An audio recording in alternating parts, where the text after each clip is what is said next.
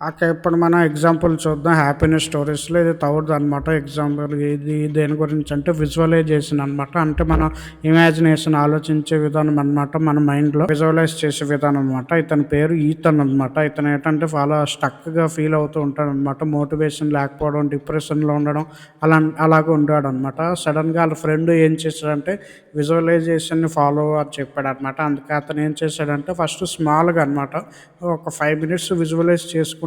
అతని మనసులో ఎలాగంటే అతనికి గోల్ ఉండేదనమాట. ఇలాగా ఒక గొప్ప వ్యక్తిగా నేను మారాలని చెప్పేసి. అతను విజువలైజ్ చేసుకున్నాడు. అంటే మనసులో అనుకున్నాడు. ఇమాజిన్ చేసుకున్నాడనమాట. నేను ఒక గొప్ప వ్యక్తిగా మారితే నేను ఎలాగుంటాను? నా వాకింగ్ స్టైల్ ఎలాగుంటది? నేను ఎలా నడుస్తాను?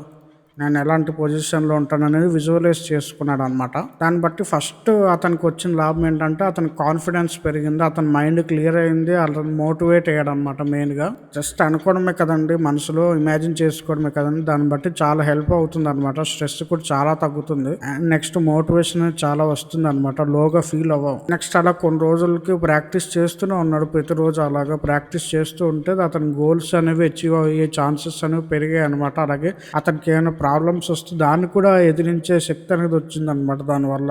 అప్పటి నుంచి అతను ఎలాంటి భయం వచ్చినా సరే దాన్ని అధిగమించేవాడు అనమాట. అలాగే ఇంకా మంచి పనులు చేసేవాడు అనమాట. అతని ఫోకస్ పెరిగింది. ఎనర్జీ కూడా పెరిగిందనమాట. అందుకే విజువలైజేషన్ అనేది అంత ఇంపార్టెంట్ అనమాట. మనం కూడా ఎప్పుడైనా డిప్రెషన్‌గా ఫీల్ అయినా సరే, బాధగా ఫీల్ అయినా సరే మన గోల్స్ ఏంటి? మన గోల్స్ ఒకరిలాగా అవ్వాలనుకుంటున్నాం కాబట్టి అలాగే మనం ఇమాజిన్ చేసుకోవాలి. మనకు మనం ఒక 5 మినిట్స్ అలాగా పెంచుకుంటూ వెళ్ళిపోవాలి రోజు రోజుకి. దాన్ని బట్టి చాలా ఇన్ని బెనిఫిట్స్ ఉంటాయన్నమాట. ఇది హ్యాపీనెస్ స్టోరీస్‌లో థర్డ్ వీడియో. నెక్స్ట్ వీడియోలో మళ్ళీ కలుద్దాం. సబ్స్క్రైబ్ చేసుకోండి ఇంకా ఇలాంటి కోర్సెస్ కోసం. Thank you.